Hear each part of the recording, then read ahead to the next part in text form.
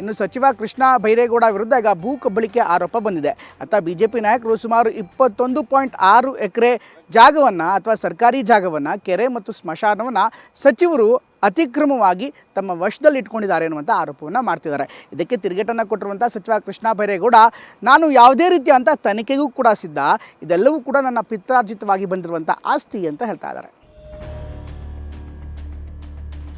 ಕಂದಾಯ ಸಚಿವರು 21 ಎಕರೆಗೂ ಹೆಚ್ಚು ಜಮೀನನ್ನ ಲೂಟಿ ಮಾಡಿರೋದು, ಆತರ ಯಾವುದು ಕಬಳಿಕೆ ಇಲ್ಲ. ಇದು ಇನ್ವೆಸ್ಟಿಗೇಷನ್ ಆಗಬೇಕು.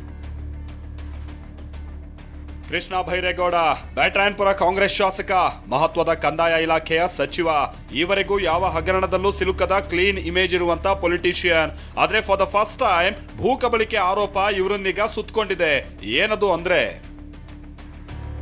ಕೋಲಾರ ತಾಲೂಕಿನ ಗರುಡಪಾಳ್ಯ ಸಚಿವ ಕೃಷ್ಣ ಬೈರೇಗೌಡರ ಹುಟ್ಟೂರು. ನರಸೀಪುರ ಹೋಬಳಿಯ ಗರುಡಪಾಳ್ಯದಲ್ಲಿ 200 ಎಕರೆಗೂ ಹೆಚ್ಚು ಜಾಗ ಇದೆ. ಇಲ್ಲಿನ ಸರ್ವೆ ನಂಬರ್ 46 ಮತ್ತು 47ರಲ್ಲಿ ಇದೇ ಸರ್ವೆ ನಂಬರ್ನಲ್ಲೇ ಸಚಿವರ ಹೆಸರಿನಲ್ಲಿ 21 ಎಕರೆ ಜಮೀನಿದೆ. ಆದ್ರೆ ಇದು ಸ್ಮಶಾನ ಮತ್ತು ಕೆರೆ ಭೂಮಿಯಾಗಿದ್ದು ನಕಲಿ ದಾಖಲೆಗಳನ್ನ ಸೃಷ್ಟಿಸಿ ಸಚಿವರು ಅದನ್ನ ಕಬಳಿಸಿದ್ದಾರೆ ಅಂತ ಬಿಜೆಪಿ ಆರೋಪಿಸ್ತಾ ಇದೆ. 21 ಎಕರೆಗೂ ಹೆಚ್ಚು ಜಮೀನನ್ನ ಲೂಟಿ ಮಾಡಿರೋದು ಸ್ಪಷ್ಟವಾಗಿದೆ. ದಾಖಲೆ ಸಮೇತ ಬಿಡುಗಡೆ ಮಾಡಿದ್ದೀರಿ ಬಿಜೆಪಿಯನ್ನು ಕೂಡ. ಇದು ಇನ್ವೆಸ್ಟಿಗೇಷನ್ ಆಗಬೇಕು. ನಾನು ಸದನದಲ್ಲೂ ಕೂಡ ಇದನ್ನು ಪ್ರಶ್ನೆ ಮಾಡ್ತೇವೆ. ನನಗೆ ಒಂದು ವಿಷಯ, ಈಗ ನನ್ನ ಪಿತ್ರಾರ್ಜಿತ ಅಂತಂದರೆ ಪಿತ್ರಾರ್ಜಿತ 2001-2ರಲ್ಲಿ ದಾಖಲೆಯಲ್ಲಿಂದ ಬಂತು. ಹಿಂದೆ ಯಾಕೆ ಆ ದಾಖಲೆ ಇರಲಿಲ್ಲ? ಕಂದಾಯ ಸಚಿವರು ಕೃಷ್ಣ ಬೈರೇಗೌಡ ಅವರ ವಿರುದ್ಧ ಏನು ನಾವು ಆರೋಪ ಮಾಡಿದ್ದೆ ಬಹಳ ಗಂಭೀರವಾಗಿರುವ ಸ್ವರೂಪ ಇದೆ. ಯಾಕೆಂದರೆ ಕಂದಾಯ ಸಚಿವರಾಗಿ ಅವರೇನೆ ದಾಖಲಾತಿಗಳನ್ನು ಸರಿಯಾಗಿ ಪರಿಶೀಲನೆ ಮಾಡ್ದೇನೆ ನಮ್ಮ ತಂದೆ ಕಾಲದ್ದು ನಮ್ಮ ತಾತನ ಕಾಲದ್ದು ಅಂತೇಳಿ ಅಕ್ರಮ ನಡೆಸ್ಬೋದಾ? ಇವತ್ತು ಉಭಯ ಸದನಗಳಲ್ಲೂ ಭೂ ಕಬಳಿಕೆ ಆರೋಪ ಪ್ರತಿಧ್ವನಿಸಿತು. ಶೂನ್ಯ ವೇಳೆಯಲ್ಲಿ ವಿಪಕ್ಷ ನಾಯಕ ಆರ್ ಅಶೋಕ್ ವಿಚಾರವನ್ನ ಪ್ರಸ್ತಾಪಿಸಿದ್ರು. ಕೃಷ್ಣ ಬೈರೇಗೌಡ ನೋಟಿಸ್ ನೀಡದೆ ಹೋದ್ರು ಚರ್ಚೆಗೆ ಸಿದ್ಧ ಅಂದ್ರು.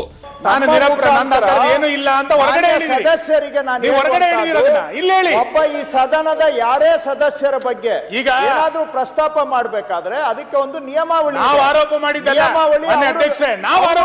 ನಿಯಮಾವಳಿ ಪಾಲನೆ ಮಾಡ್ತಾ ಇಲ್ಲ. ಆದ್ರೆ ನಾನು ಆ ನಿಯಮಾವಳಿ ನನ್ನ ಹಕ್ಕನ್ನ ನಾನು ಬಿಟ್ಕೊಡ್ತೇನೆ. ಈಗ ನೋಡಿ ಮಾಡಕ್ಕಾಗಲ್ಲ, ಸದನ ನಡೆಯುವಾಗ ಮಾಡಕ್ಕಾಗಲ್ಲ, ಆಚೆ ಮಾಡ್ಬಿಟ್ಟಿದ್ದಾರೆ. ಬಿಜೆಪಿ ಆರೋಪಕ್ಕೆ ಕಾಂಗ್ರೆಸ್ ಕೂಡ ಪ್ರತ್ಯುತ್ತರ ನೀಡಿದೆ. ಸಚಿವ ಭೈರತಿ ಸುರೇಶ್ ಈ ಬಗ್ಗೆ ಪ್ರತಿಕ್ರಿಯಿಸಿದ್ದು, ತನಿಖೆ ಆಗ್ಲಿ ಬಿಡಿ ಅಂದಿದ್ದಾರೆ. ಇಲ್ಲ, ನನ್ಗೇನು ಅದ್ರ ಬಗ್ಗೆ ಆತರ ಯಾವ್ದು ಕಬಳಿಕೆ ಇಲ್ಲ ಅಂತ ನನ್ನ ಭಾವನೆ. ಆದ್ರೂ ಕೃಷ್ಣ ಬೈರೇಗೌಡರು ಹೇಳಿದ್ದಾರೆ ಎನ್ಕ್ವೈರಿ ಮಾಡಿಸ್ರಿ ಅಂತ.